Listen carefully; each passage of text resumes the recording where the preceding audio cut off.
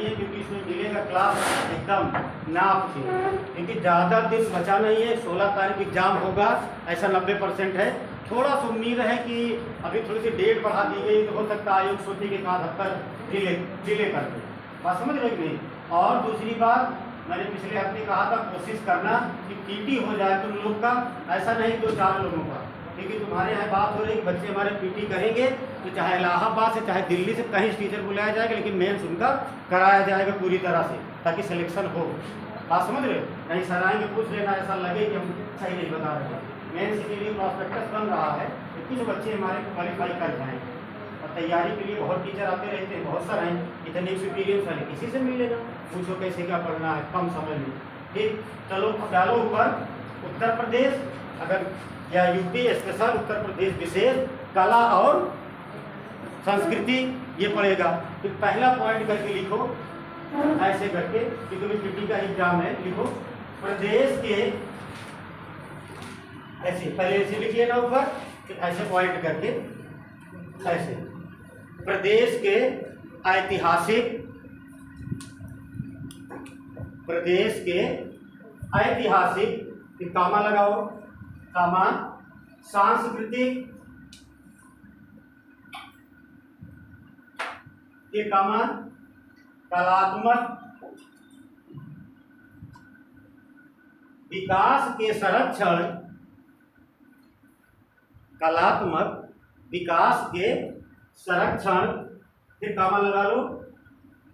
उसके आगे लिखो प्रदर्शन, अध्ययन हेतु, अध्ययन हेतु, फिर उसके आगे लिखो संस्कृत विभाग की स्थापना, अंडरलाइन कर देना, संस्कृत विभाग की स्थापना 1957, फिर आगे में की गई, इसको भी अंडरलाइन कर लेना। 1957 की स्थापना 1957 में की गई, उसके बाद पूर्ण विराम लगा लो। ये इतना हलंत कामा बताने का मतलब यही है कि कोशिश उन सब टीचरों की है, जारी है, याद करो नंबर आ जाए, बाकी जब स्पीड से बात मेंस में लिखाया जाए, तुम्हें पता न चले कि हलंत कहाँ लगाना है। वो अपने आप इतनी स्पीड तुम्हारी बन जाए कि कोई लिखते जाओ तो अपने आप लगता जाए, फुल विराम है, फुल स्टॉप है। ये सब थोड़ा सा देख लो तो मेंस तो काफी में कोई दिक्कत हो जाती तो नंबर नहीं देते टीचर। चलो अब आगे लिखो अगला पॉइंट दूसरा, उत्तर प्रदेश उत्तर प्रदेश, उत्तर प्रदेश संगीत नाटक, उत्तर प्रदेश संगीत नाटक अकादमी की स्थापना लखनऊ में 1963 में की गई थी। ठीक, फिर से मिला लो, उत्तर प्रदेश संगीत नाटक अकादमी की स्थापना उत्तर प्रदेश लखनऊ में कब की गई? 1963 में। ये अभी तो नहीं, लेकिन 10 साल या 15 साल पहले, 10 साल के आसपास का पेपर ले लो, ये तुम्हें लाइन डिक्टो यही लाइन मिलेगी 1963। उसमें लखनऊ नहीं पूछा था, उसे पूछा था कि एकेडमी, ये म्यूजिक एकेडमी उत्तर प्रदेश में है कहाँ, एक बार, और दूसरा किस सन में इसकी स्थापना हुई थी। लखनऊ में है, ठीक, और कब हुई थी? 1963 में। अगला लिखो, अगला पॉइंट है राष्ट्रीय कथक संस्थान, राष्ट्रीय कथक संस्थान की स्थापना लखनऊ में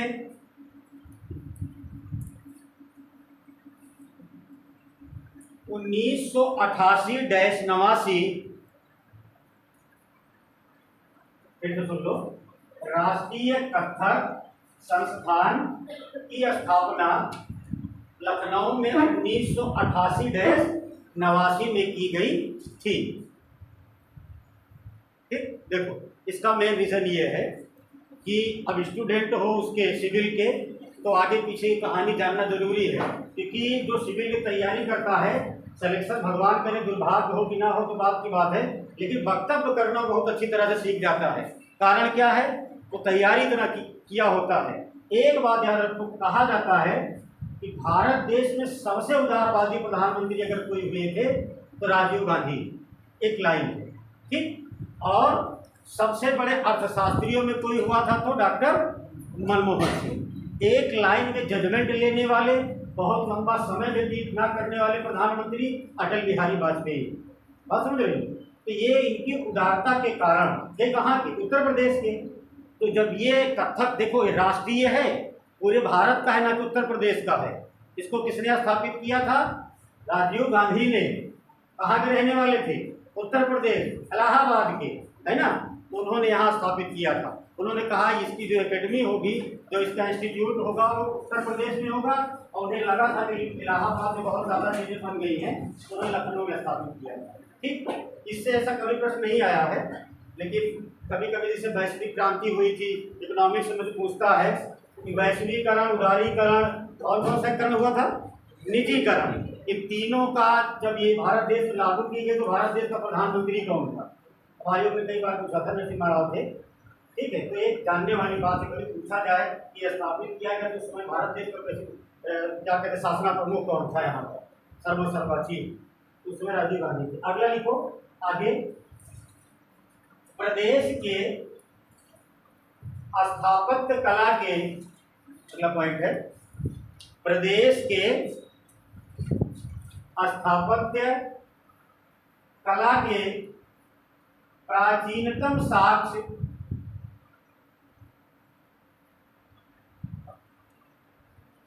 प्रदेश के स्थापत्य कला के प्राचीनतम साक्ष्य मौर्य काल से भी जनरल लाइन कर लेना, मौर्य काल से प्राप्त होते हैं।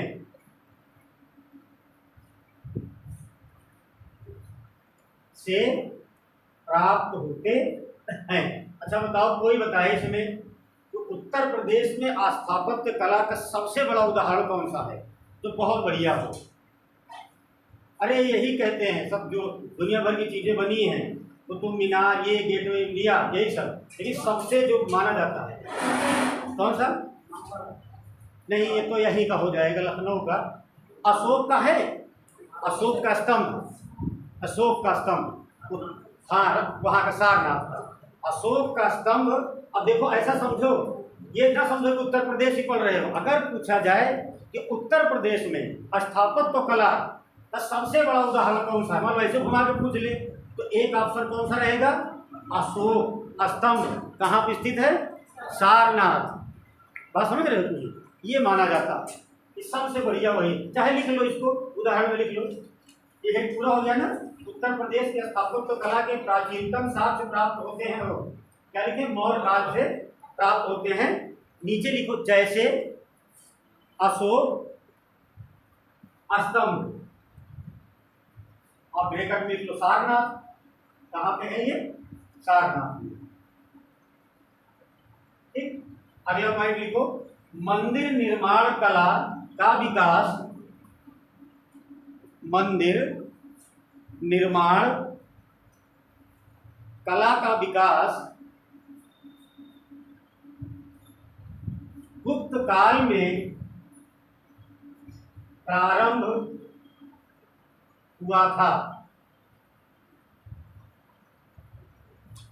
मंदिर निर्माण कला का विकास गुप्त काल में प्रारंभ हुआ था। ये समझ लो कि चंद्रगुप्त द्वितीय जो था, पहले को छोड़कर वहां से कई बार प्रश्न आया। ये मैंने कहा, ये मत समझना कि उत्तर प्रदेश पढ़ रहे हो, हिस्ट्री पढ़ रहे हो। यहाँ क्या जो यहाँ का भी जो बीता हुआ इतिहास है तो हिस्ट्री ही वो भी, ये वहीं से पूछ ले। जैसे अभी कौन सा पेपर का था? BEO का ना, ये ब्लॉक एजुकेशन ऑफिसर का, जानते हैं उसमें क्या पूछा था? अभी सब लोग को देख लेना प्रैक्टिस सेट में। उसने चंद्रगुप्त प्रथम, द्वितीय, समुद्रगुप्त, स्कंदगुप्त की पत्नियों का नाम पूछ लिया था। बस एक मिला, दाना देख लेना और कुछ नहीं, 1 2 3 4 वैसे। चलो मिलान करो। समस्या इस बात की है कि वो क्या छापेगा उस पर तुम कोई डिबेट नहीं कर सकते, कोई आर्गुमेंट नहीं दे सकते। अरे किसी को पत्नियों को पूछना, वो तो लड़ने नहीं गई थी। कुमारा देवी का नाम आता है थोड़ा सा, बात समझ में आई। चंद्रगुप्त द्वितीय की पत्नी जो थी, बाकी तो सब वैसे, एक तो वैसे ही थी, बस पूरी तरह से ग्रहणी थी। लेकिन पूछा आयोग, क्योंकि आयोग पूरा प्रयास करता है ऐसा प्रश्न बनाया जाए कि ज़्यादा से ज़्यादा लोगों को छांटा जाए। उसका कोई लॉजिक सही नहीं था ये पूछने का, लेकिन उसने पूछा, ठीक है। और क्या लिखे हो ये वाला, उत्तर प्रदेश में मंदिर निर्माण का कार्य कब से माना जाता है? मौर्य काल से, वो गुप्त काल से ना, गुप्त काल से। अब नीचे लिखो, जैसे 2-3 लिख लो। जैसे में देवगढ़ मंदिर, देवगढ़ मंदिर ब्रैकेट में लिख लो झांसी। ये मिलाने को आया है, पेपर में देख लेना। देवगढ़ मंदिर, भीतरी गांव मंदिर, मंदिर है ना, इसी तरह लिखो। देवगढ़ मंदिर कहाँ पड़ेगा? ब्रैकेट में झांसी। दूसरा लिखो अगला, भीतर गांव मंदिर, भीतर गांव मंदिर कानपुर, भीतर गांव मंदिर कहाँ पर है ये? कानपुर, ब्रैकेट में लिखना। फिर आगे लिखो तथा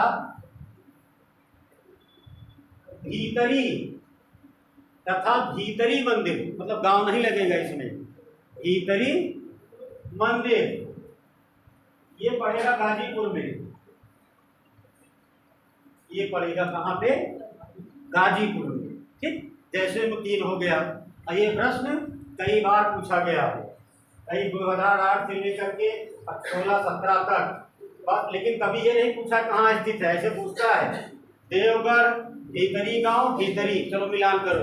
2014 के पेपर से पूछा गया था पालन गांव, पालनपुर, पालन खेत और पालन एयरपोर्ट, इसको सम्मिलित करने पूछा था 2014 वाले पेपर में है, पीसीएस वाले में।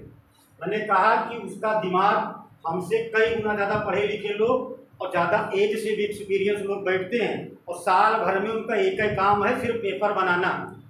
पालनपुर, पालन गांव, पालन खेत और पालन एयरपोर्ट। उसने कहा इसको मिलान करके सही करो, इस तरह का। समझ। अब तो हमारा टेक्नोलॉजी है, मोबाइल सबके पास है, ढूंढोगे तो मिल जाएगा, लेकिन उस जमाने में नहीं मिलता। बहुत बड़ी बात। चलो लिख लो, बता दो। लिखो अगला, मुगल चित्रकला शैली की नींव, अगला पॉइंट है मुगल चित्रकला शैली की नींव, मुगल चित्रकला शैली की नींव हुमायूं के शासन काल में पड़ी। किसके? हुमायूं के शासन काल में पड़ी। यह ऐतिहासिक प्रश्न है। उत्तर प्रदेश को मारो गोली, छोड़ो हटाओ। ये कई बार पूछा गया है कि चित्रकला का आविष्कारक कौन सा मुगल शासक माना जाता है? कौन सा? हुमायूं। लेकिन वह कौन सा शासक था जिसके शासन काल में सबसे ज्यादा चित्र बनाए गए? जहांगीर। जहांगीर तो एक बात बोला करता था कि मैं सोते हुए, तो पता नहीं कैसे, वो तो कहता था मैं सोते हुए मुझसे कोई पूछ ले तो बता दो कि ये चित्र किसने बनाया है। ये प्रश्न है ना, पूछा गया है। स्टार्टिंग हुमायूं के शासन काल में और अपनी चरम सीमा पर कब पहुंचा था? जहांगीर के शासन काल में, ठीक है। अगला पॉइंट लिखो, मुगल चित्रकला का स्वर्ण काल, मुगल चित्रकला का स्वर्ण काल जहांगीर के शासन काल को माना जाता है। जहांगीर के शासन काल को माना जाता है।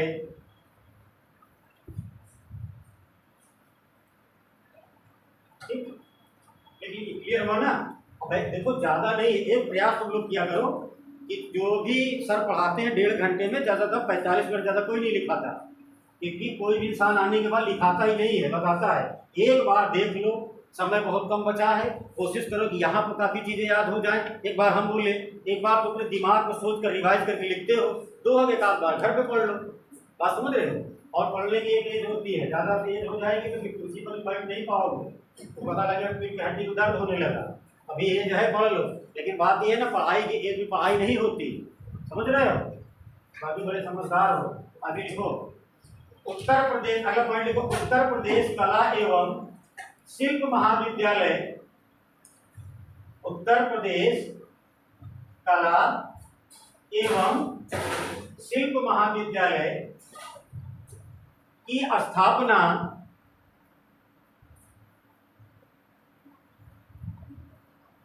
उत्तर प्रदेश कला एवं शिल्प महाविद्यालय की स्थापना 1911 में की गई थी। 1911 में की गई थी। ठीक, और जानकारी के लिए हल्का सा अलग इतिहास पढ़ोगे तो पता हो जाएगा। 1911 में जब जॉर्ज पंचम भारत देश आए थे, दिसंबर में जब उन्होंने कहा था, और उत्तर ये जो राजधानी थी ना कलकत्ता से दिल्ली ट्रांसफर किए थे, तो जब दिल्ली में थे पंडित जवाहरलाल नेहरू कहाँ में थे, उत्तर प्रदेश के, बात समझ रहे। लेकिन ये सब उस समय बहुत ज़्यादा की बात नहीं, पंडित जवाहरलाल नेहरू बहुत बात के, उस समय जो उत्तर प्रदेश के लीडर थे, ऐसा समझो, उन्होंने जो कलाकृतियाँ दिखाई और उन्होंने दिल्ली में जो देखा इतिहास में है, तब उन्होंने कहा था कि मुझे लगता है कि उत्तर प्रदेश जनसंख्या के हिसाब से मुझे लगता है वर्तमान में ज़्यादा है लेकिन गरीबी है, तो कल्चर से संबंधित, कलाओं से, सभ्यताओं से संबंधित एक विश्वविद्यालय खोलना चाहिए। अगर कभी प्रश्न आ जाए इतिहास में कि इस कला महाविद्यालय को खोलने की परमिशन किसने ग्रांट की थी, तो जॉर्ज पंचम ने। वो आए हुए थे कहाँ, दिल्ली, 1911 दिसंबर में उन्होंने ट्रांसफर किया था राजधानी कलकत्ता से दिल्ली के लिए, और ट्रांसफर कब हुई, जनवरी, तो 19 जनवरी लगेगा तो क्या हो जाएगा, 12 लग जाएगा, 1912 में। ये इतिहास में पढ़ना, इतिहास में है सारी चीजें, कहीं ना कहीं इतिहास से भारत देश का चाहे भूगोल हो, चाहे ज्योग्राफी हो, चाहे पॉलिटी हो, सब कहीं ना कहीं इतिहास से जुड़ा है। क्यों? क्योंकि हम बहुत दिन तक तो गुलाम रहे, वहीं से तो कट कट के बना है, 300 साल तक तो दूसरे आदमी उनके खाए। चलो अगला पॉइंट लिखो, लखनऊ चित्रकला शैली के जनक, लखनऊ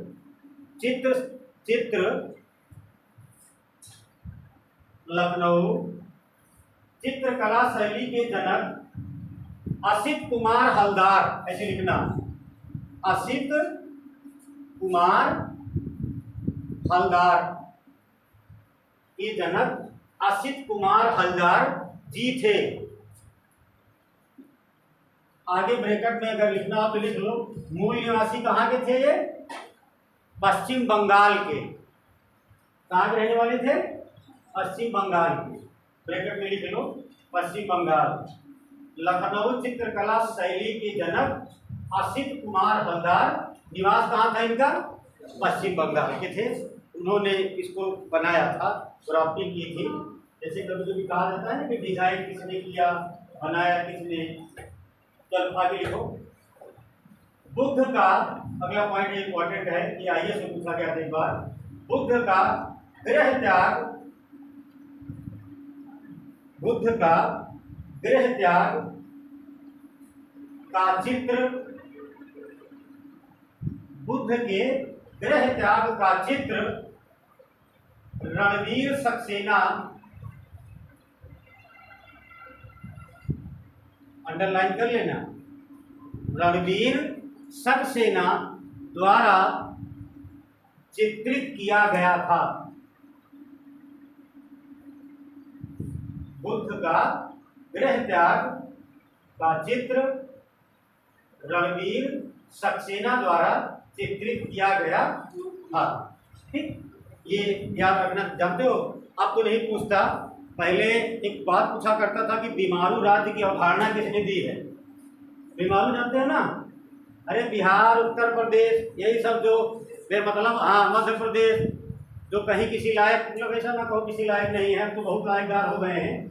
लेकिन आशीष कुमार बोस उनका नाम था, वो हमेशा कहते थे कि भारत देश में 4-5 राज्य का नाम उन्होंने जो दिया था, उन्होंने कहा इनकी तरक्की नहीं हो सकती, बाकी दुनिया के सारे आदमी सही हो सकते हैं। तो शॉर्ट लिस्ट में उन्होंने नाम दिया था बीमारू। तो बीमारू का मतलब वैसे मरीज आदमी जो किसी काम हमेशा पैरालिसिस रहता है, और सही उन्होंने कहा था। कारण क्या था, एक D.R. गाडगिल, नाम सुने हो, धनंजय रामचंद्र गाडगिल एक व्यक्ति रहे, वो हमेशा एक बात कहा करते थे, उत्तर प्रदेश, उन्होंने भारत के लिए कहा था, सॉरी, उन्होंने D.R. गाडगिल नाम था उनका, D.R.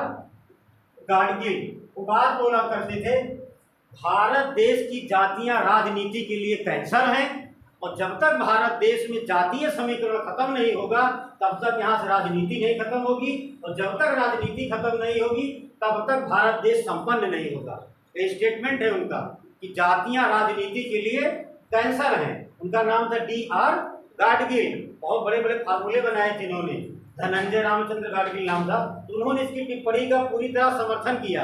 यशीष घोष सही कह रहे हैं, बिहार का, उत्तर प्रदेश का, ये महाराष्ट्र, मध्य प्रदेश, ऐसे 3-4 उन्होंने आपके राजस्थान में कहा ये लोग का तरक्की नहीं हो सकती। कारण क्या है, राजस्थान में तुम्हारे पास कुछ भी नहीं है तो भी हम राजा हैं।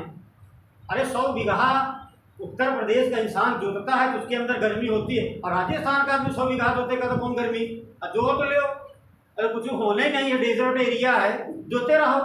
है कि ये कौन सी बात हुई, अभी गए नहीं हो, भगवान करे कि नौकरी पा जाओ तो बाहर जाओ देखो, बढ़िया से बैठे रहेंगे। 300 बीघा है, हालांकि सभी लोग गरीब नहीं हैं, कुछ लोग सही हैं, लेकिन रुआब बड़े जबरदस्त हैं, समझते तो किसी को नहीं है। उदाहरण के लिए पेपर में पढ़े होंगे, संजय लीला भंसाली को मारे थे, इतना बड़ा डायरेक्टर था, मार खाया था, मारा गया था ना, पद्मावती से पद्मावत किया था उसने। एक कछवाहा से देना थी वो जोधा भाई, एक प्रश्न उन्होंने पूछा था, उस किताब का नाम बता दो, इस इतिहासकारक का नाम बता दो जिसमें ये लिखा गया था कि महारानी पद्मावती का अफेयर अलाउद्दीन खिलजी से था। गाँव में ड्रामिका वाला नहीं, ड्रामाबाजी नहीं, सही सही। और तुम्हें समय दिया जाए 5 मिनट के बाद बताओ, नहीं कहीं तुम्हें मारेंगे तो तुमको जो पता पहले भूल जाओगे। मलिक मोहम्मद जायसी के दिमाग के ऊपर थी एक कविता, मलिक मोहम्मद जायसी का नाम सुने हो ना, उन्होंने ग्राफ्टिंग अपने दिमाग से की थी, कहीं नहीं लिखा है। अलाउद्दीन खिलजी का फर्जी वाली बात है, छोड़ो, कहना नहीं चाहिए। तो उसी उनको मारे थे, उनका झगड़ा कट गया था। सोचो वैसे राजा हैं। और सही बात है, संजय लीला भंसाली की जितनी जेब में पैसा रहा हो तो उनके अकाउंट में नहीं होगा, लेकिन अपने आप को राजा समझते हैं। हो गया तुम अपने आप को प्रोड्यूसर, मारे गए थे। ये राजस्थान का भी जानना, भगवान में नौकरी मिल जाए, एक आध हफ्ता गुजार के आना, तब रजवाड़ी सीख के आओ कैसे रहा जाता है। चलो आगे लिखो। एक प्रश्न है, सत्यम शिवम सुंदरम, ये भी प्रश्न आया है, ये सब सिविल के हैं। सत्यम शिवम सुंदरम, सत्यम शिवम सुंदरम का चित्र शिवनंदन नौटियाल द्वारा, सत्यम शिवम सुंदरम का चित्र शिवनंदन नौटियाल द्वारा चित्रित किया गया था। शिवनंदन नौटियाल द्वारा चित्रित किया गया था। रामलीला, रामलीला जानते हो ना, रामलीला के चित्रकार भगवती शरण नहीं नाम था, भगवती चरण नाम था उनका। रामलीला के चित्रकार, उनका क्या नाम हुआ, भगवती चरण, ऐसे लिखते थे, गिव आधा गा और ये भगवती चरण गिव। रामलीला के चित्रकार भगवती चरण गिव, क्या लिखिए हो, स्टेटमेंट गड़बड़ हो जाता है। रामलीला के चित्रकार लिख लिए हो ना, भगवती चरण गिव जी थे। अब गड़बड़ हो जाएगा, स्टेटमेंट बदलवाएंगे।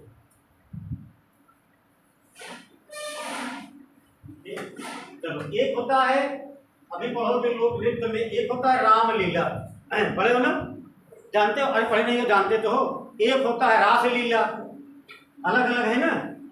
रामलीला में क्या बताया जाता है, भगवान मर्यादा पुरुषोत्तम राम की कहानी, जो बिल्कुल मर्यादा पर है। और अलग अलग लोग थे, अलग अलग चीजें थी, और ये पूछा जाता है कि रामलीला कहाँ मनाई जाती है, अयोध्या में, ठीक। रासलीला कहाँ होती है, मथुरा में। रासलीला के जो क्या कहते थे, मेन हीरो कौन थे, भगवान कृष्ण। और रामलीला के मेन हीरो कौन थे, हीरो भी कहना गलत है भैया, भगवान थे।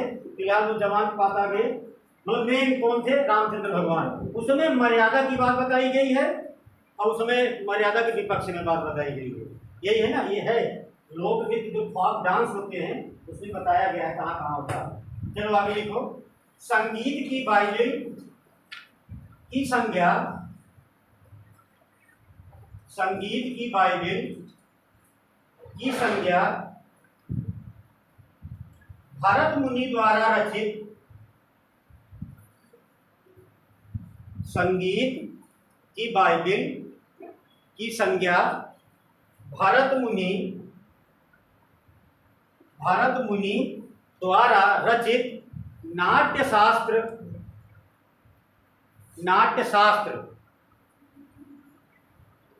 संगीत की बाइबिल, बाइबिल मैंने जानते हो ना पवित्र ग्रंथ, संगीत का जो पवित्र ग्रंथ है, संगीत की बाइबिल की संज्ञा भरत मुनि द्वारा क्या लिखे हो?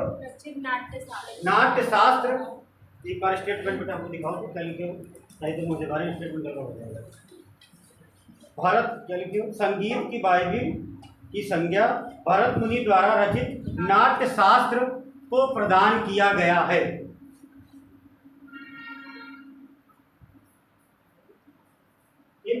भरत मुनि कौन थे जानते हो? ऋषभदेव को जानते हो? जैन धर्म के पहले प्रवर्तक ऋषभदेव, उनके पुत्र भरत मुनि, उनके पुत्र बाहुबली। ठीक, ये उसका क्रम है। वहां मंदिर कहाँ बना? कर्नाटका में है ना, है ना, यही तो उसका क्रम है, तो मिलाया जाता है। ये था उनका। उन्हीं के अच्छा कहीं कहीं जैनियों को मानना भी है, जैनियां भी मानते हैं कि भारत देश का नाम किसके नाम पर पड़ा था? भरत मुनि के। शास्त्र हमारा ब्राह्मण सनातन धर्म कहता है कि दुष्यंत के पुत्र भरत थे, उनके नाम से। और हमारे पढ़े लिखे जो व्यक्ति थे बाल गंगाधर तिलक, वो आर्यों को मानते थे कि वो जब आए थे शब्द लेके आए थे। डिस्कवरी ऑफ इंडिया में पंडित जवाहरलाल नेहरू ने भी यही कहा था कि जो बाहर से आए उन्होंने नामकरण किया। इन्हीं के पुत्र थे ऋषभदेव जी, देश के पुत्र माने जाते हैं। और इनके जो जो भगवान माने जाते हैं ना, ऋषभदेव भगवान, भरत मुनि भगवान। भरत मुनि के जो ज्येष्ठ पुत्र थे उनका नाम था बाहुबली। 3 लोग थे, इन्हीं से चलता है बस जैन धर्म का। आगे लिखो। ध्रुपद शैली में, ध्रुपद अगला पॉइंट है, ध्रुपद शैली में, ध्रुपद शैली में ईरानी शैली का मिश्रण कर, ध्रुपद शैली में ईरानी शैली का मिश्रण कर ख्याल गायन, ख्याल गायन, ख्याल, फिर से सुन लो। ध्रुपद शैली में ईरानी शैली का मिश्रण कर ख्याल गायन का आविष्कार आमिर खुसरो द्वारा किया गया था।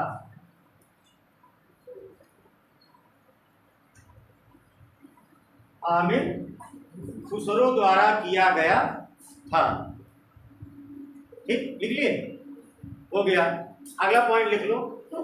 तबला और सितार का आविष्कार,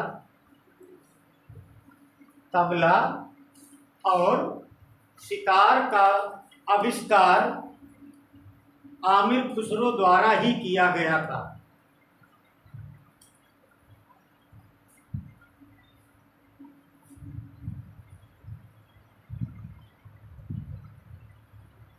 आमिर खुसरो द्वारा किया गया था। इतिहास में एक पार्ट है सूफी संत, है ना, कभी देखिएगा, अभी वहां तक नहीं पहुंचे होगे तो सर पढ़ाएंगे। सूफी संत का एक सेगमेंट है, एक खंड है, उसमें कई जगह आमिर खुसरो मिलेंगे, निजामुद्दीन औलिया मिलेगा। और एक बात बड़ा कंट्रीब्यूट, ऐसा समझो डिस्प्यूट रहा, कंट्रोवर्सी ना कहो, डिस्प्यूटेड रहा कि आयोग ने कई बार पूछा कि निम्नलिखित में से किसने 7 राजाओं का शासनकाल देखा? बात निजामुद्दीन औलिया, आमिर खुसरो। कुछ दिन तक तो आमिर खुसरो लगा, आयोग ने सही किया। बाद में एनसीईआरटी ने कहीं मिला था कि एक शासनकाल उसका कम रहा। बात समझ रहे?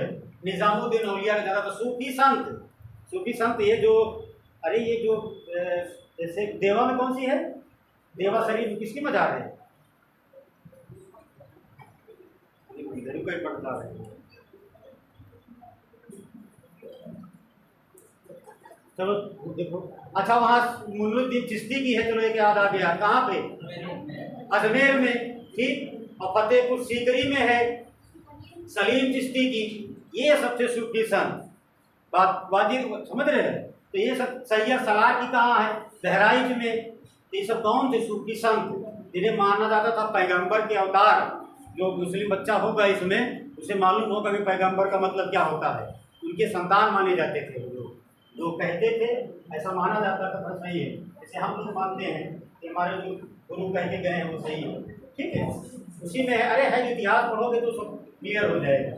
आगे देखो, ये पूछा गया है कमला और सिद्धार्थ का विस्तारक कौन? आमिर खुसरो। एक बात और तुमको बता दें कि हो सकता है सारी चीजें ना लिखाई जाएं, लेकिन इस तरह का पार्ट कभी आ जाए, इसका किसने प्रयोग किया, और अगर आमिर खुसरो रहे तो प्रयास करना कि अगर तुम्हें सही सही आंसर नहीं पता है लगा देना, क्योंकि बहुत आविष्कार किए हैं। तबला सितार कितना लिखा है। ध्रुपद ईरान का मतलब जानते हो? ईरानी शैली, शुद्ध शुद्ध लिखवादी से कहा जाता था फारस, है ना? फारस को यूँ कहा जाता है ईरान, कहते ना फारस से आया था, तो फारस का मतलब ईरान से आया था, ईरानी शैली थी। अभी ठीक है, चलता है। तुम्हें अगला लिखो, भारत का एक अगला पॉइंट लिखो, भारत का विशाल चित्रकला संग्रहालय, भारत का विशाल चित्रकला संग्रहालय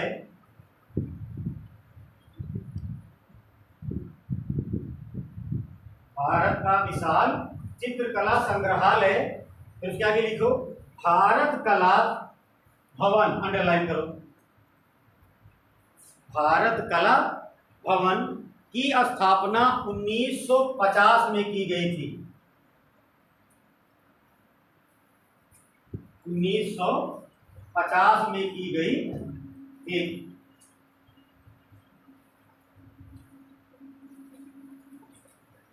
ठीक, अगला पॉइंट लिखो एक और, मंदिरों में क्या करें? नहीं लिख पाए क्या? लिख लिए? नहीं, दिल्ली में, अरे सॉरी, क्या पूछ रहे हो? वाराणसी 1950 में जो बना है, क्या लिखे हो? भारत कला भवन ना, भारत कला भवन 1950 में, आगे बनारस लिख लो, वाराणसी में स्थित है, दिल्ली में नहीं है, वाराणसी। देखो जैसे इन्होंने पूछा ना, तो ये मैं नहीं कहता हूँ कि जो आप पूछोगे सब तुरंत आ जाएगा, लेकिन इस तरह का कोई मन में सवाल रहा करे, ये बिल्कुल सही प्रश्न है। अगर मान लो ना पूछे कि भारत कला भवन कहाँ स्थित है, सब ना पूछे तो कहाँ है? बनारस में, है ना? तो ये प्रश्न अपने आप तुम्हारे मन में जनरेट हो जाने चाहिए। ठीक, आगे लिखो, मंदिरों में संगीतबद्ध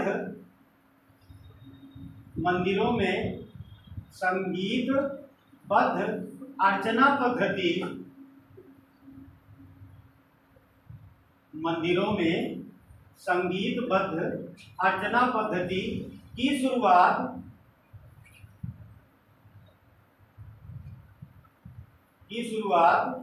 स्वामी वल्लभाचार्य द्वारा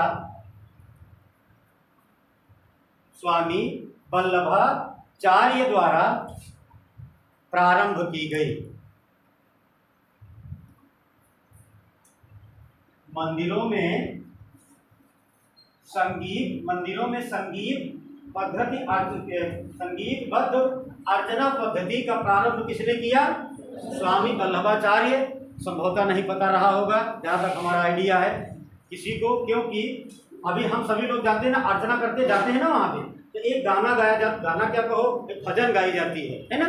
उसे क्रमागत एक सीक्वेंस से, ऐसा नहीं है कि अब तो बड़ा राग गड़बड़ कर दिए, अब तो लोग फिल्मों से उसका राग जोड़ दिए है ना। बड़े गाने होते हैं ना जो फिल्मों के आइटम से, बड़ा खराब लगता है, ये सही नहीं है। वल्लभाचार्य ने जब गाना गाया था, सॉरी गाना नहीं, जब उसने अर्चना की थी तो का फिल्म को रिलेट किए, तो मैंने देखा है इस समय कभी भी, अब तो रामायण पढ़ते हैं लोग तो ताल लगाते हैं किसी न किसी गाने से, क्या मतलब है यार? भगवान रामचंद्र अगर जिंदा होते तो 4 जूता मार के बाहर कर देते तुम्हें मंदिर से। उनके जन्म से लेकर उनके कर्मों की बात करते हो, मर्यादा पुरुषोत्तम राम हमारे इष्ट, और वो लगाते हैं, जैसे बहुत गलत चीज़ है। कविता को कविता की तरह कहने से, कुछ लोग हैं कविता को फिल्म किसी गाने से रिलेट करके सुना देंगे। अरे भैया, क्लासिकल म्यूजिक नहीं है, सारी चीज़ें हैं, कथक है अलग है, जाल है, ठुमरी है, ठप्पा है, क्यों अलग अलग नाम है? नहीं तो सब माइकल जैक्सन है ना हो जाए दुनिया के सारे आदमी। ये सब चीजें गलत है। तो अर्चना जो पूजा की जाती है भगवान की संगीतबद्ध तरीके से, अर्थात उसका मेल होता है, ठीक। उसको किसने शुरू किया था? स्वामी वल्लभाचार्य ने। हमारे जनगण मन अधिनायक को क्यों 52 सेकंड का समय दिया गया? स्लोली स्लोली कहा जाता है, नहीं तो हमें तो बहुत दौलत्ता कह दे 4 लाइन में। देखते हो कितना स्लोली स्लोली आराम से पूरे समय के साथ जैसे उन्होंने कहा है वैसे किया जाता है। ठीक, चलो आगे लिखो। एक थोड़ा सा लिख लो, जरूरी है। लिखो स्वामी हरिदास, एक कैसे लिख लो, पॉइंट करके थोड़ा ज्यादा है लिख लेना। स्वामी हरिदास, जानते हो ना हरिदास को? नाम सुने हो ना? अरे भाई देश नहीं पूछ रहे हैं भाई, देश को नहीं जानता हूँ, वो तो खत्म हुए बहुत दिन हो गया। स्वामी हरिदास का जन्म, मोबाइल लिया हो? हमें डेट क्लियर नहीं है, डेट बता दो देख करके, एकदम लिख लो।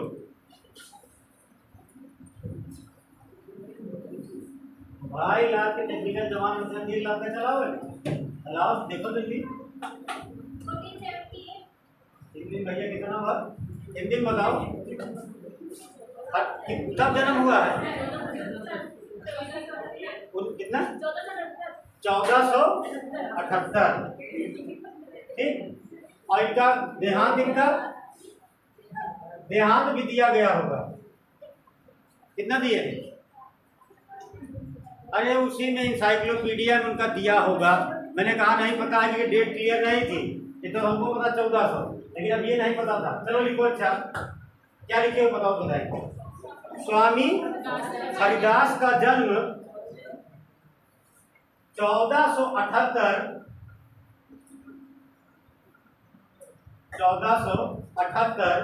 ईस्वी को उत्तर प्रदेश के अलीगढ़ जिले के स्वामी हरिदास का जन्म 1478 ईस्वी को उत्तर प्रदेश के अलीगढ़ जिले के हरिदासपुर में हुआ था।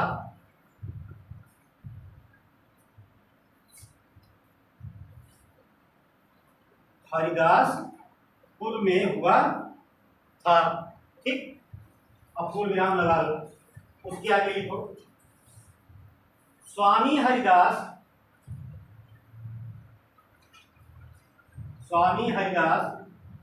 ध्रुपद होता है ना, ध्रुपद धमार, ऐसे लिखना, ध्रुपद डैश करके धमार राग, ऐसे है, ध्रुपद धमार राग के जन्मदाता माने जाते हैं। ध्रुपद धमार राग के जन्मदाता माने जाते हैं। ठीक, कामा लगाओ, फिर आगे लिखो। इनके 8 प्रमुख शिष्य थे, 8 के नीचे अंडरलाइन। इनके 8 प्रमुख शिष्य थे। ठीक, अब पूर्ण विराम लगाओ। देखो ये प्रश्न यूपीपीएससी ने डिक्टो पूछा था कि स्वामी हरिदास के निम्नलिखित में से कितने शिष्य थे? कितने थे? 8 शिष्य उसने पूछा है। क्या लिखे? इनके 8 प्रमुख शिष्य थे। पूर्ण विराम लगाए, आगे लिखो। इन शिष्यों में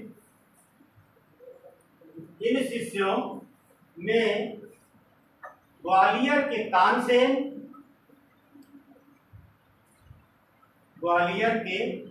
तानसेन, गुजरात के बैजू बावरा,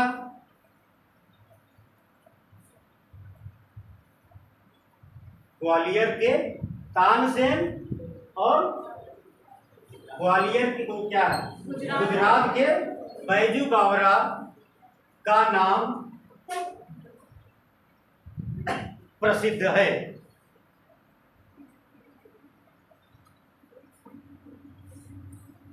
ठीक, अपनो ये जो थोड़ा सा लिखा दिए ग्वालियर के, इसलिए कि पूछा गया था, इस तरह नहीं पूछा गया था। अकबर के दरबार में रहने वाला तानसेन निम्नलिखित में से कहाँ का मूल निवासी था? कहाँ का था? ग्वालियर का ना। कहने का मतलब ये है कि जरूरी नहीं है कि उत्तर प्रदेश में ही आए। आयोग ने पूछा था कि अब उसे पूछा था तानसेन किसके दरबार में रहता था? अकबर के। और शिष्य किसका था? स्वामी हरिदास का। हरिदास कहाँ के रहने वाले थे? अलीगढ़ के, हरिदासपुर के। बाप तो उनके नाम पर पड़ा था, बाद में वही कहा जाता है हरिदासपुर, अलीगढ़ में हुआ था जन्म। तो आयोग ने ये पूछा था कि अकबर के दरबार में रहने वाला महान संगीतज्ञ तानसेन मूल रूप से कहाँ का निवासी था? कहाँ का रहने वाला? तो मध्य प्रदेश के ग्वालियर का। बैजू बावरा का नाम सुने हो ना? अरे गांव में ऐसे लोग बताते कहाँ बावरा हो गए हो। बैजू बावरा वैसे था। राग उसका एक था, वो राग गाया करता था। उसका नाम उसका क्या तो था, याद है? वही बता देगी कौन सा राग था। वो बजाता था, गाता चला जाता था। और अभी भी जिनका घर गाँवों में हो, एक देखो जोगी आते हैं ना जोगी। अरे जोगी उनको शुद्ध भाषा में योगी जो होते हैं ना, बेचारे साल 2-4 साल से बाहर रहते हैं, तुम्हारे दरवाजे पे आएंगे, बजाएंगे, थोड़ी देर तक रहेंगे, अनाज जो भी दे दोगे चले जाते हैं लेकर। और कोई न कोई राग गाते हैं। कौन सा राग? विरह की राग, विग्रह वाला, दुख का, राधा और कृष्ण वाला ज्यादा गाते हैं। बात समझे? इसी कारणवश। क्यों?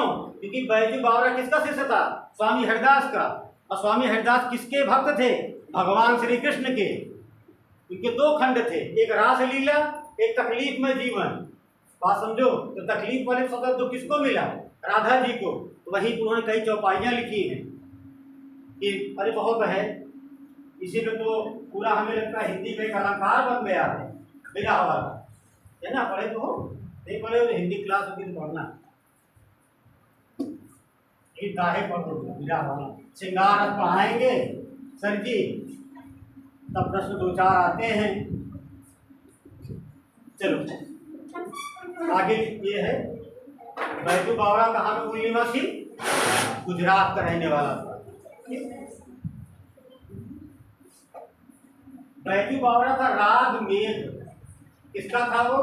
क्या गाता था? राग मेघ। राग उसका किसपे था? मेघ माने जानते हो क्या होता है? बादल। वही गागर में सागर वाली कहानी है, उसी में गाता था। राग मेघ गाता था बैजू बावरा। पिक्चर देखते हो एक ही तो है भाई, कंफर्म है।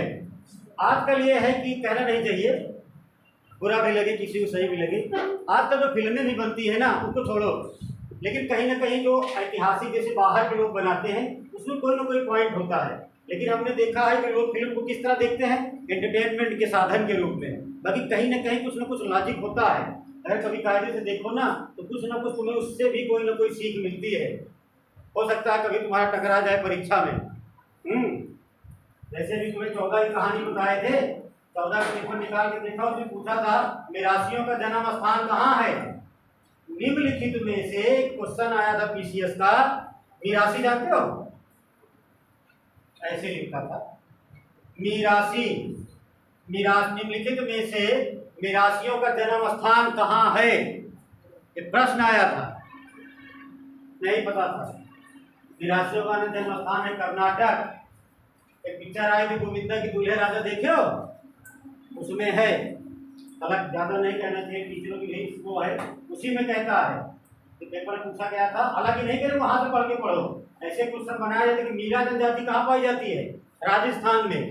मिरासियों की पैदाइश कहाँ है? कर्नाटक में। फिल्म का नाम इसलिए ले लिए कि उसमें वो लाइन बोलता है ना कि जो कौन सा तेल लगा रहे हो, तो लीवर होता है, तो कहता है कि कौन सा कोई तेल लाया है, क्या मैं ठीक हो जाऊंगा?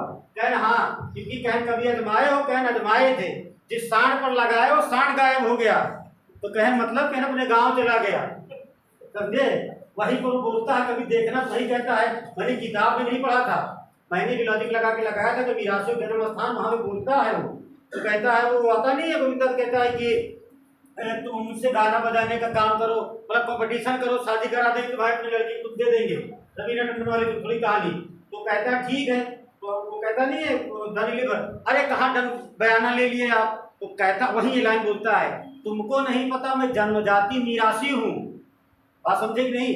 मतलब गाना बजाने का मेरा काम है। उसी व्याख्यान बोलता है कि मैं जन्म जाति निराशी हूँ। वो जो कहता है जहाँ से सांड आया वहीं तुम चला जाओ, तो कहता है क्या मैं कर्नाटक से आया तो मैं कर्नाटक चला जाऊंगा? ये था लॉजिक उसका। कर्नाटक में किसका जन्म हुआ? निराशियों का। बात तुमको समझनी है, चाहे सीधे समझ लो चाहे टेढ़े, चाहे फिल्म से समझ लो और चाहे किताब से। ये उसमें लाइन है। ऐसा नहीं है कि हम लोग बाहर आ जाके नहीं पता लगे प्रवचन दे रहे हैं, लेकिन बात बताई हमने। मोबाइल में ढूंढोगे तो मिल जाएगा निराशियों का जन्म स्थान। चलो आगे लिखो। और इसके बाद अगला लिखो, एक पॉइंट लिख लो। संगीत की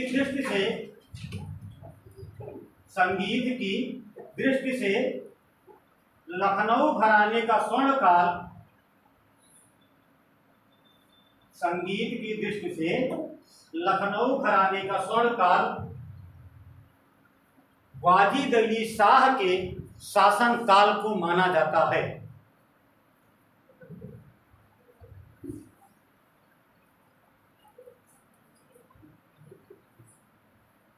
देखिए क्या हो, संगीत की दृष्टिकोण से अर्थात दृष्टि से लखनऊ घराने का स्वर्ण काल क्या हुआ?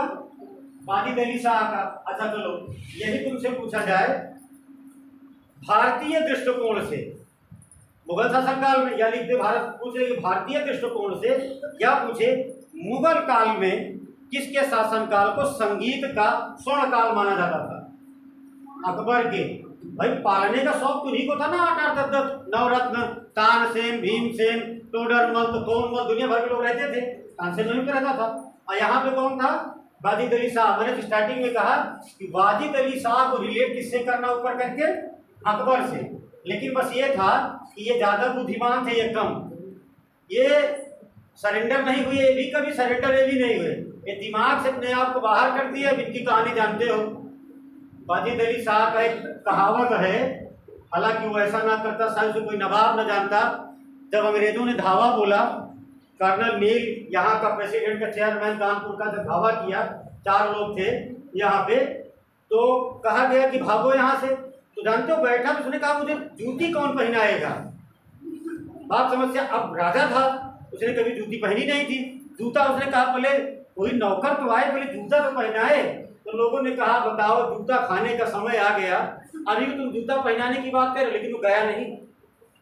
उसने अंग्रेजों ने उसे गिरफ्त में ले लिया, सरेंडर कर दिया उसके सामने, लेकिन उसने अपने मन से जूता नहीं पहना। और शायद वो पहन लेता तो आज उसे नवाब वाजिद अली शाह ना जानते। लोग कहते हैं, लखनऊ में कहावत है, अरे का वाजिद अली शाह के पोते हो गए हो, नवाब हो गए हो, मतलब तुम्हारे दफ्तर हुआ है कि तुम ये काम नहीं करोगे। उसका मेन उदाहरण जो बना है समाज में यही कि मर सकता हूँ लेकिन झुक नहीं सकता। उसने कहा जूता कौन पहनाएगा? अंग्रेज आ रहे आने, तो वही उसकी मौत का कारण बना था। भाई अंग्रेजों के हाथ लगोगे तो मर जाओगे ही।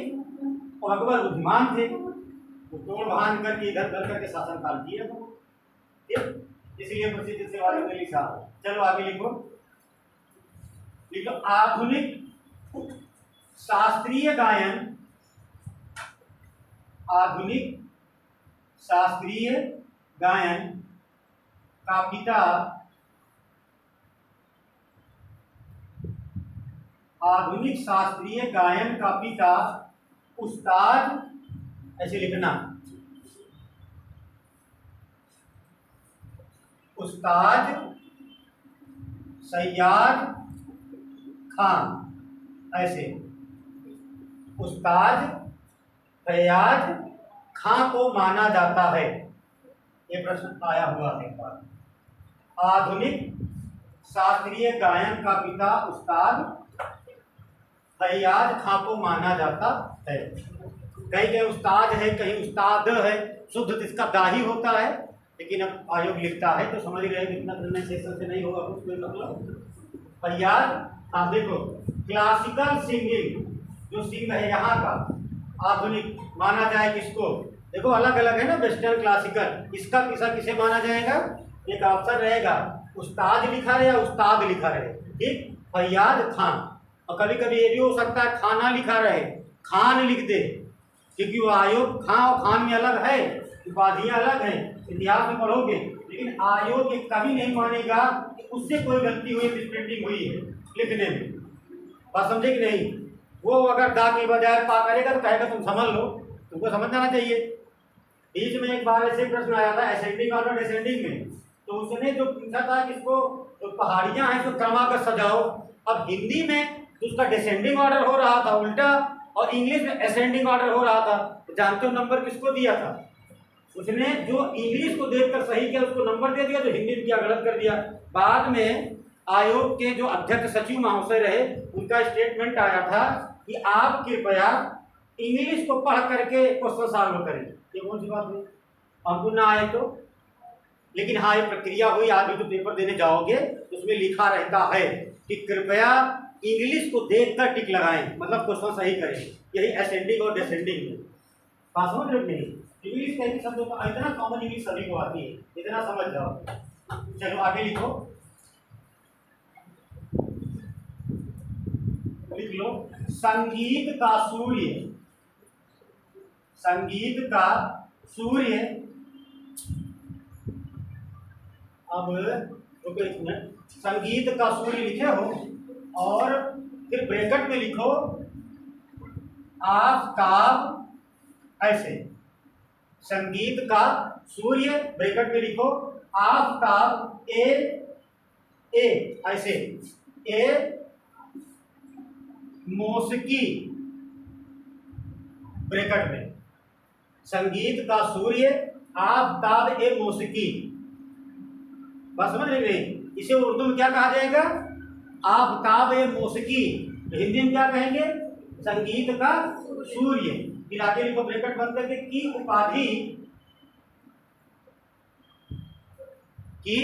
उपाधि उस्ताद फैयाज खां को प्रदान की गई।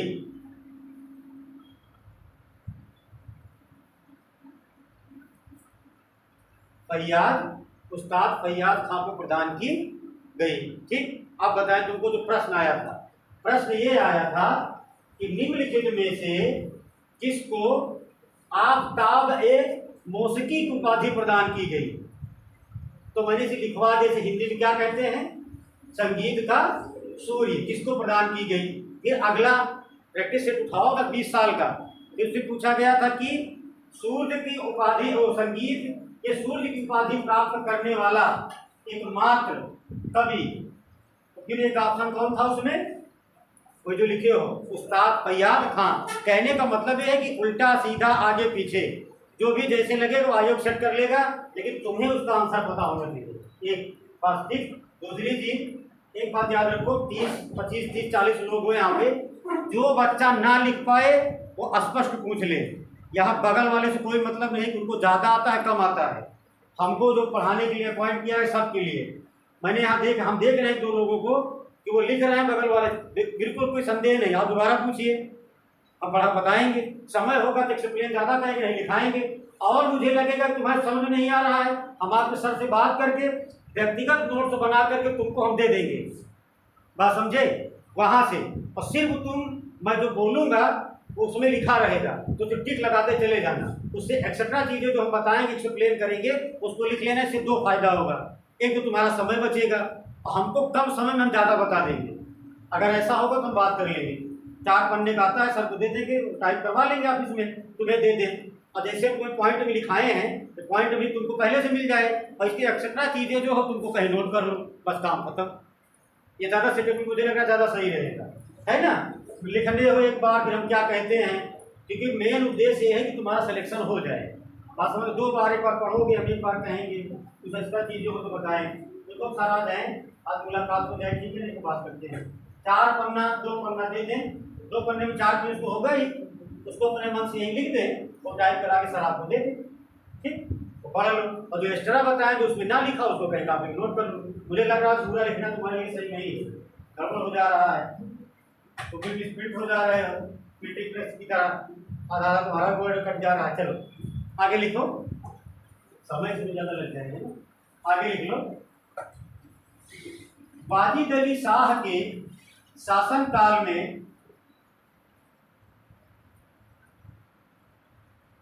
वाजिद अली शाह के शासनकाल में सर्वाधिक लोकप्रिय ठुमरी गायन था। वाजिद अली शाह के शासनकाल में सर्वाधिक लोकप्रिय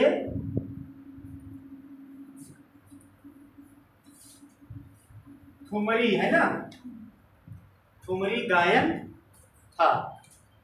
ठीक, सितारा देवी है ना, गिरजा देवी, सितारा देवी, सही है, कथक है, ठुमरी गायन है, आवाज है, देखे हो ना। अरे मतलब सुने हो, नहीं सुने हो तो पता ही नहीं होगा, अभी मोबाइल में चला के देखो। लेकिन ये जानकारी ऐसा नहीं तो ठुमरी गायन ही पूछेगा कि उत्तर प्रदेश में वाजिद अली शाह के शासनकाल में सबसे लोकप्रिय क्या रहा, ठुमरी गायन। ठीक, लेकिन ये जानो कि ठुमरी गायन किसे कहते हैं। एक पखावज होता है, जानते हो, गायन बजाया जाता है, चलो बात बता दो, वायलिन होता है, सितार होता, कुछ चीजें हैं वो तुम्हें पता है, कुछ का आकृति नहीं पता होगा किसे क्या कहते हैं। जैसे डबल ढोल, ढोल की तरह होता है ना, तो पखावज कहते हैं। ढोल की तरह ऐसे देखो, इधर थोड़ा सा पतला रहेगा, इधर पतला रहेगा, बीच में उठा रहता है, इधर दोनों तरफ बजाया जाता है, उसे क्या कहा जाता है, पखावज। उसके सबसे प्रख्यात व्यक्ति रहे पंडित उदय सिंह, कहाँ के रहने वाले थे, बनारस घराने के, ओ लखनऊ घराने के। उदय सिंह महान कहा जाता है, कौन से बजाने में सबसे, चलो भी लिखा देंगे, आगे लिखो। यह प्रश्न है, देख लेना, सबसे ज्यादा थोड़ा सा। अब अगला लिखो, वाजिद अली शाह के दरबार में, वाजिद अली शाह के दरबार में कथक के, कथक जानते हो ना, डांस, नाच, कथक, हाँ, वाजिद अली शाह के दरबार में कथक के बिंदा दीन महाराज,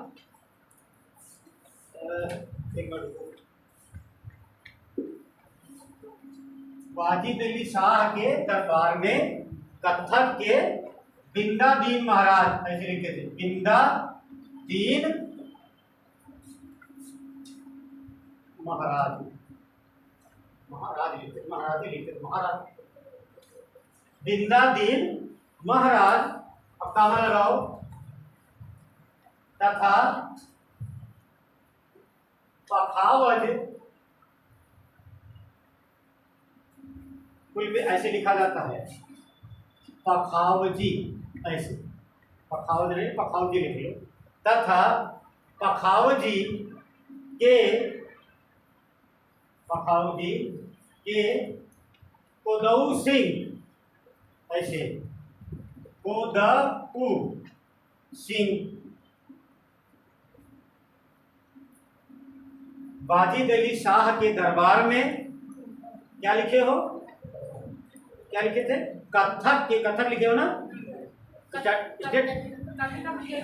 हाँ, कथक के बिंदा दीन महाराज तथा पखावज के उदय सिंह महत्वपूर्ण रत्न थे।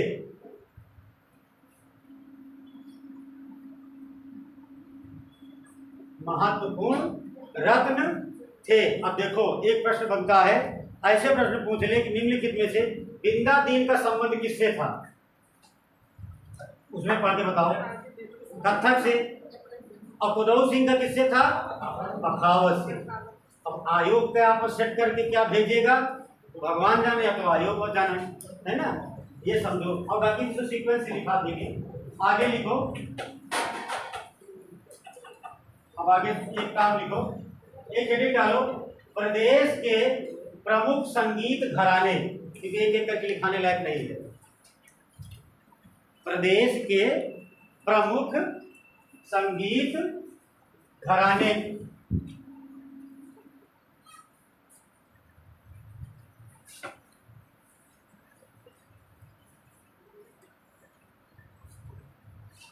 संगीत क्या लिखे, प्रदेश के संगीत घराने, है ना, प्रमुख संगीत घराने। घराने मतलब घर, अर्थात जिसका जहां पे जन्म हुआ हो। तो मैंने स्टार्टिंग में तुमसे बताया कि काशी है, धार्मिक स्थल है, तो यहाँ पे जैसे गिरजा देवी, ये वो, मतलब ये जो मिश्रा पंडित नाम से ही लगे, ये सब कहाँ के रहने वाले थे, बनारस के। लेकिन एक्यूरेट मैंने कहा 100% नहीं, कुछ एक दो उसमें है, तो लखनऊ में, लखनऊ वाले भी ब्राह्मण थे जो उसमें चले गए, लेकिन एक लॉजिक है लगाने के लिए तुमको वहाँ। तो पहला लिखो बनारस घराना, प्रदेश के संगीत के घराने लिखे हो हेडिंग में ना, अगली हेडिंग डालो, उसी के नीचे हेडिंग डाल लो। पहले लिखो ऊपर बनारस घराना, ऐसे, ठीक, बनारस घराना ये हुआ। अब उसके नीचे लिखो, अगले लिख लो। अब जो बोलेंगे ऐसे से लिखते चले जाना, आगे लिखो, वो आप लिखो,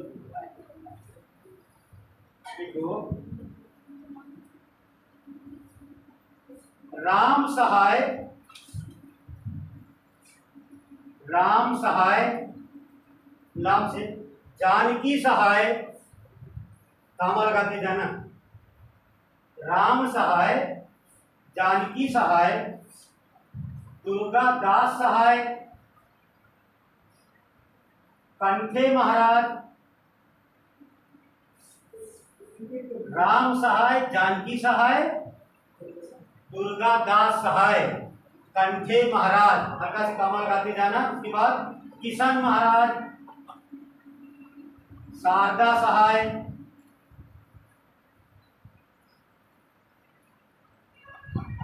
महावीर भट्ट,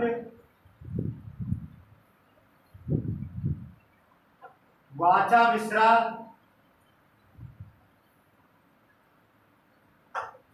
समता प्रसाद मिश्रा, महावीर भट्ट, कामा, वाचा मिश्रा, समता प्रसाद मिश्रा। सुनो एक बात लिख लिए ना, एक इनका नाम याद आ गया, बता दे। समता प्रसाद मिश्रा को गुदई मिश्रा कहते थे, गुदई मिश्रा, वो महाराज, ऐसे समझो। समता प्रसाद लिख लियो तो आप ब्रैकेट में लिख लो गुदई महाराज। अगर मान लो आ जाए, पूछा जाए कि निम्नलिखित में से गुदई महाराज किस घराने से संबंधित थे, तो कौन सा होगा? बनारस घराना। ठीक, पहले लिखे हो ना ऊपर बनारस घराना, पॉइंट ऐसे करके सबको लिखते कामा लगाते चले जा रहे हो। ठीक है, ये आगे याद आ गया, गुदई महाराज ब्रैकेट में, उसके आगे इत्यादि ज्यादा में लिखो, इत्यादि इत्यादि बनारस घराने के प्रमुख तबला वादक थे। तबला वादक को अंडरलाइन कर लेना, तबला वादक थे।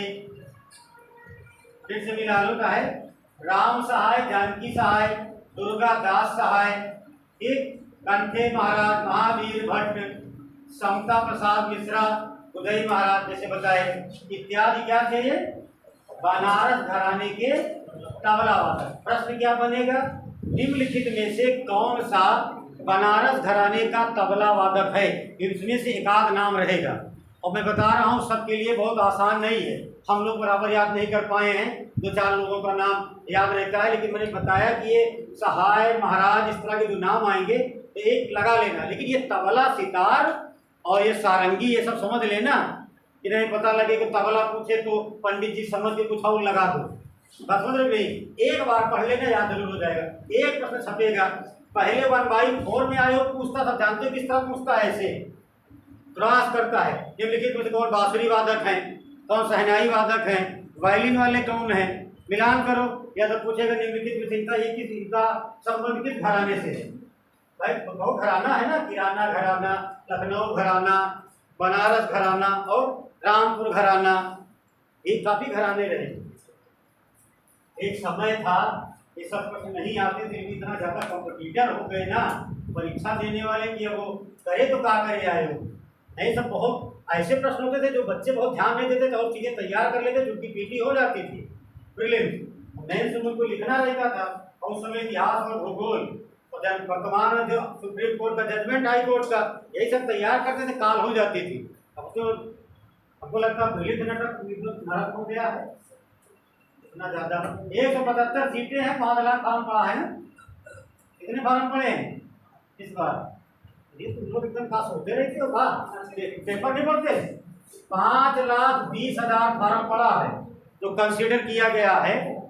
कंसीडर जो विचार किए गए हैं 520 में, 401,000 शायद निरस्त कर दिए हैं। अब 175, हम तो भाई गणित पढ़े नहीं है इतना, अब गणित वाले हो तो अपना निकाल लेना एक सीट पर कितने स्टूडेंट है। 175 सीट तो है इस बार। लेकिन एक चीज है, उन लोगों को ज्यादा फायदा होगा, उनसे ये नहीं जो बच्चा इसमें ग्रेजुएशन में कुछ एक्स्ट्रा चीजें लिया हो, जैसे इकोनॉमिक्स लिया हो, सोशोलॉजी लिया हो, एलएलबी, मतलब एलएलबी तुम्हारे बीए के बाद होती है, इस तरह के जो एक्स्ट्रा सब्जेक्ट होते हैं उनके पॉसिबिलिटी ज़्यादा होती है सिलेक्शन होने की। लेकिन टॉप के टॉप नहीं है एसडीएम डीपीएसपी में, तो लेबर डिवीजन में आ गए, लेबर इन्फोर्समेंट ऑफिसर हो गए, कहीं ना कहीं वो इंटरव्यू होता है, दाहिने बाएं अगर कुछ अच्छा नंबर पा के घुस जाते हैं लोग।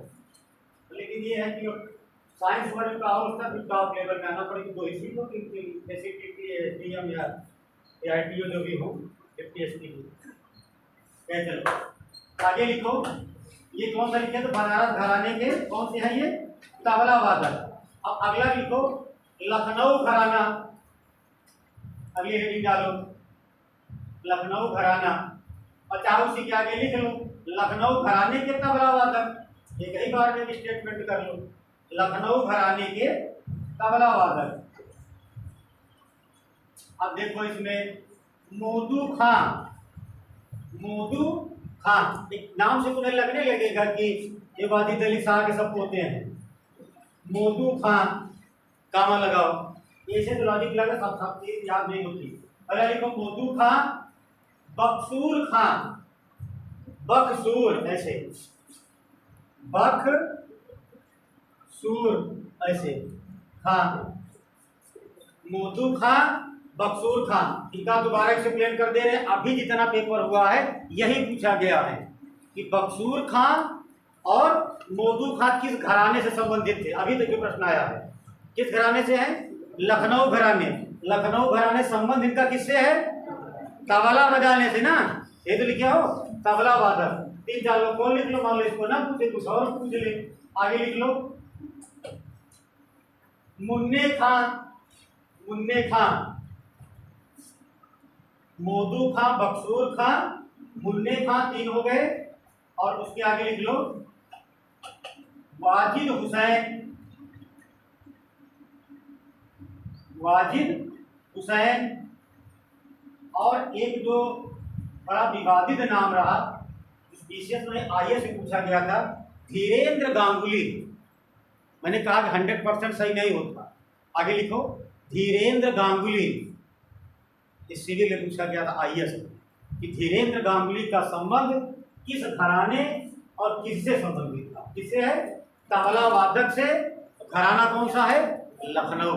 ये तो मुस्लिम नहीं है ना, ये तो बंगाल के हैं। ये इस तरह का जो प्रश्न आ जाए, एक धीरेन्द्र गांगुली, क्या लिखे हो, धीरेन्द्र लिखे हो ना, ऐसे लिखे हो, ऐसे लिखे हो, अरे ऐसे ना लिखो भाई, ऐसे लिखो, हाँ बोलने गड़बड़ हो गया।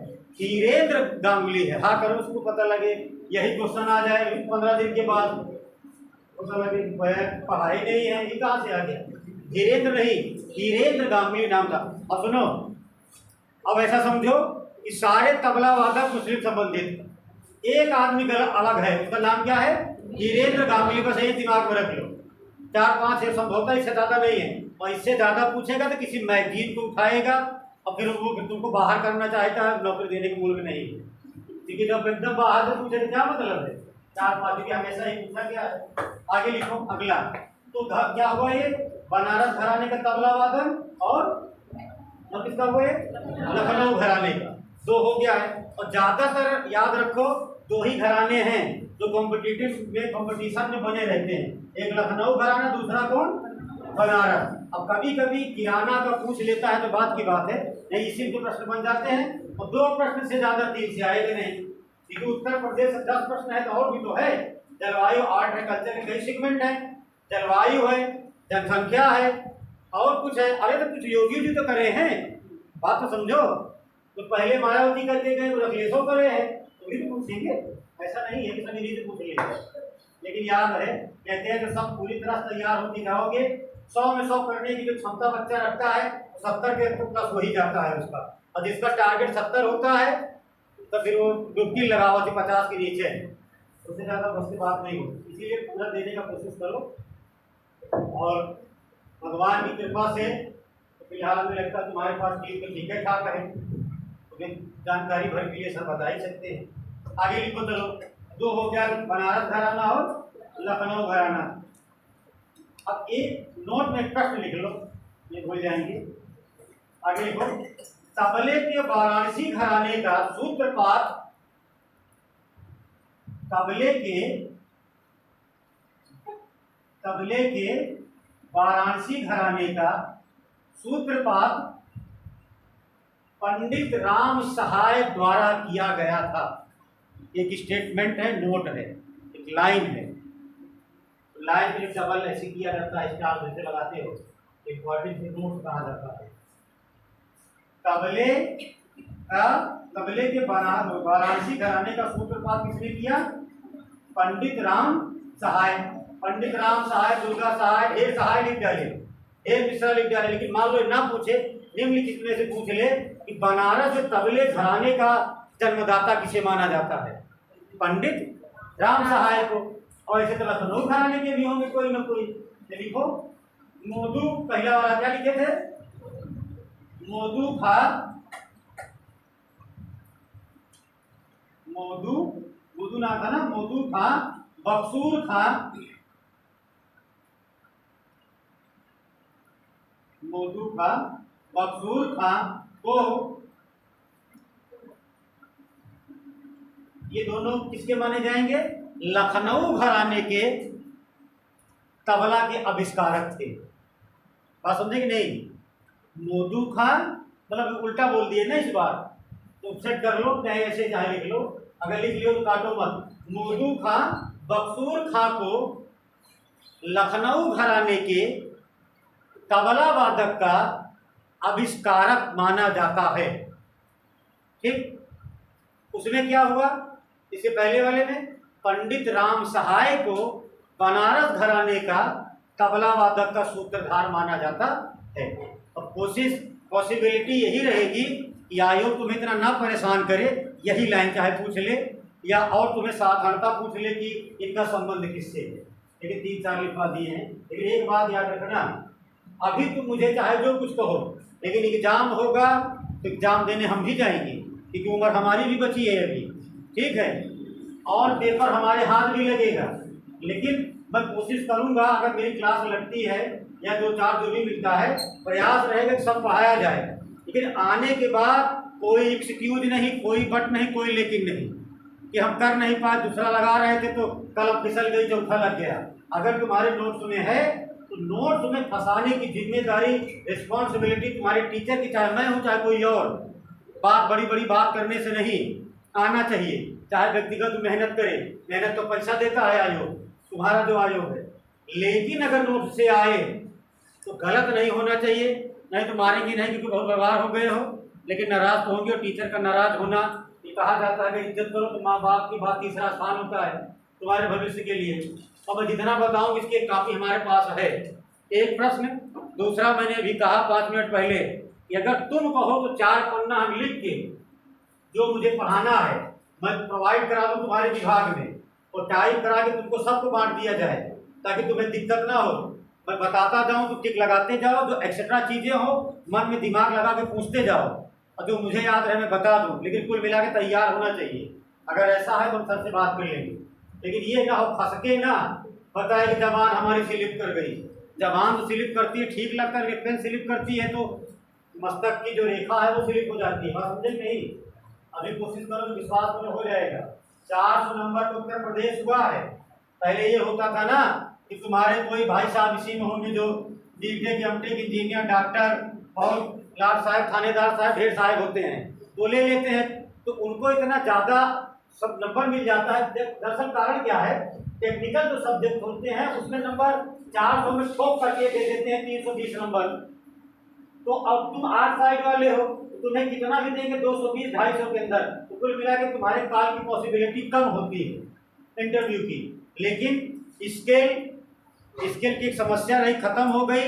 योगी जी को चाहे जो बच्चे हैं पसंद करते नहीं करते, लेकिन उन्होंने ये काम बड़ा अच्छा किया कि उन्होंने खत्म कर दिया सब्जेक्ट को। अब 400 नंबर का उत्तर प्रदेश होगा तो 400 नंबर जो तुम लिख के आओगे 1.5 लाइन तो तुम्हें भी नंबर मिलेगा, 1.5 लाइन मैं लिख के आऊँगा तो मुझे भी नंबर मिलेगा। और उनकी कोशिश यही रही कि बाहर के बच्चे जो हैं वो आकर के टेक्निकल सब्जेक्ट लेकर, और एक सब्जेक्ट होता है ना ऑप्शनल, उसमें नंबर उठा लेते हैं और चले गए इंटरव्यू देने। और टेक्निकल हैं तो छूट फूट बाबूजी साहब सारी चीज़ क्वालिटी तो है ही है, 4 सवाल बता के सिलेक्शन पा जाते हैं। लेबोरियस लड़का लेबर करने वाला उसका सिलेक्शन नहीं होता। यहाँ पे बहुत सही, बहुत सटीक दिमाग काम किया योगी जी का। लोग कुछ भी कहें, 400 में विश्वास रखो कि मेंस दो नंबर पाओगे, क्योंकि 400 नंबर का मतलब बहुत होता है इस उत्तर प्रदेश स्पेशल यही का। ये बात बताओ, हमसे पूछा जाए कि हरदोई की चीनी मिल कहाँ है, तो हमें क्या करना पड़ेगा? किताब देखना पड़ेगा ना। तो तुमसे क्या कहो, तुम क्या सोचोगे? एक गाँव में जाए, और तुम्हारे घर की बात है, तुम बताओ, तुम तो कहो नक्शा बना दो, पहले इधर से निकलो लखनऊ वाले रोड में जाओ, ऐसे करके। तो मतलब कि ऐसा समझो कि you are better than me, हमसे ज़्यादा बढ़िया तुम हो, तुमको नंबर हमसे बढ़िया मिलेगा। उत्तर प्रदेश की नदियाँ पहाड़ पर्वत पूछे जाएंगे तो तुम अच्छा कर लोगे हरियाणा राजस्थान के लड़कों की अपेक्षा। ये मानो, ये यहाँ उनका दिमाग सही था और होने की पॉसिबिलिटी बढ़ गई। और जो स्केल होता था, खेला नहीं करते थे, इतिहास में ज़्यादा लड़के हैं तो मैथ वाले को ले लो, खत्म कहानी। जैसे बीए में सब लोग लिखोगे सबको नंबर मिलेगा, यही रखा है क्राइटेरिया। और सबसे बड़ी बात कि हरियाणा के बच्चों का सिलेक्शन उत्तर प्रदेश में, तो दिल्ली में तैयारी करे आईएएस की, सिलेक्शन उनका आईएएस में नहीं हुआ, उम्र निकल गई, पीसीएस में भर दिए और चले आए। और हम सब यहाँ जो धुना बजाए रहे जान लो 10 साल से। बात समझो, ये यहाँ पे बहुत सटीक किया और गलत। पहले स्टार्टिंग में पूछा गया कि सर ने आपने कहा था कि स्टैटिक्स करेंगे, पढ़ो उनका बयान। उन्होंने कहा, योगी जी ने कहा मैंने स्टैटिक्स नहीं कहा था, मैंने स्टेट कहा था, तो समझ नहीं पाए थे। बात समझो, यहाँ उन्होंने सही तरीके से समझा दिया कि स्टैटिक्स का मतलब टेक्निकल, टेक्नोलॉजी, सांख्यिकी, फिर वही डायग्राम बना के मार ले जाएगा। उत्तर प्रदेश पढ़ो, उत्तर प्रदेश पढ़ते नहीं, बनारस क्यों प्रसिद्ध है, काशी का मंदिर कब स्थापित हुआ, लिखो 200 शब्दों में। वर्तमान सरकार के हिसाब से आर्ट एंड कल्चर एक most important segment of GS first, उसका एक महत्वपूर्ण खंड है। और दूसरा हाई कोर्ट के आर्डर, पहले तो पीटी पास तो करो, कोशिश करो पहले निकालो। तो सरकार के हिसाब से प्रश्न बनते हैं, ये सही है। चलो ये हो गया इतना हमारा। और थोड़ा सा जो पढ़ रहे हो ठीक है, बहुत छोटी सी कोई किताब मिल जाएगी, किताब को दुकान पर चले जाना, पतली से उत्तर प्रदेश की ले लेना, रहता जनगणना रहेगी, ये सब चीज़ें रहेंगी, तो धीरे धीरे कर कवर हो जाएगा। और रही बात तुम्हारे पेपर की, तो हम सर से बात करेंगे, तो सर एक बच्चों को पेपर प्रोवाइड करवा दें, तो उसको देखते जाओ, लिखवाते हैं, बहुत ज़्यादा हो जाता है ना। तो इस तरह क्या मतलब है, एक्स्ट्रा बताने से लिखवाओ। चलो आगे लिखो, एक और लिख लो, ये कौन सा लिखे थे, बनारस घराने का तबला है ना, और उसका, और दोनों का एक चीज और लिख लिए हो कि ये तो उनका नाम लिखे थे, लेकिन आविष्कारक में से बनारस घराने का आविष्कारक कौन माने गए, पंडित राम सहाय, और लखनऊ के मोदू और बक्सुर। ठीक, ये उसका हुआ। चलो आगे एक स्टेटमेंट लिख लो, कथक नृत्य में ये कैसे ला, जैसे उसको लिखो, तीसरा पॉइंट है, तीसरा स्टेटमेंट है, कथक नृत्य में ठुमरी गायन का समावेश, कथक नृत्य में ठुमरी गायन का समावेश बिंदादीन महाराज द्वारा किया गया था। कथक में ठुमरी गायन का समावेश बिंदादीन महाराज द्वारा किया गया था। बिंदादीन महाराज अभी लिखे थे ना इससे पहले, हाँ, बिंदादीन महाराज और वो दोनों लोग। अब ऐसे प्रश्न बन जाए तो इस तरह की। ठीक, अब अगली हेडिंग डालो, बनारस घराने के सितार वादक, तबला वादक हो गए, बनारस घराने के सितार वादक,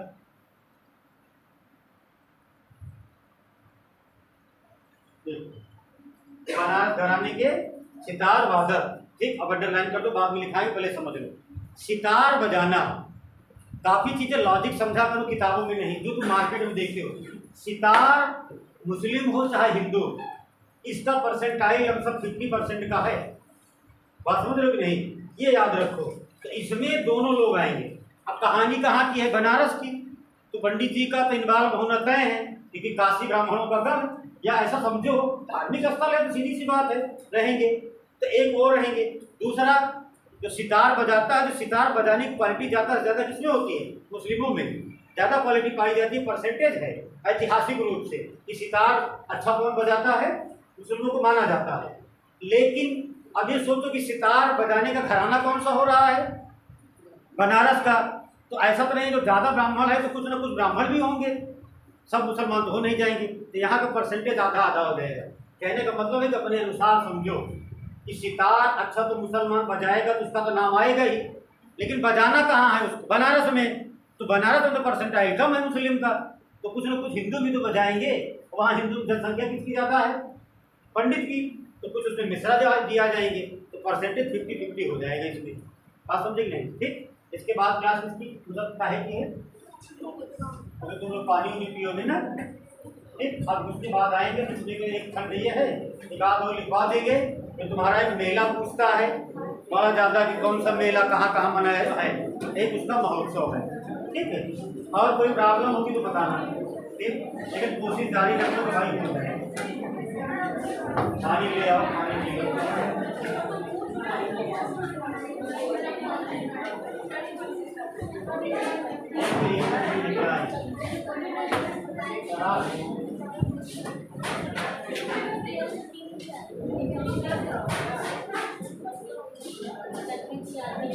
के बाद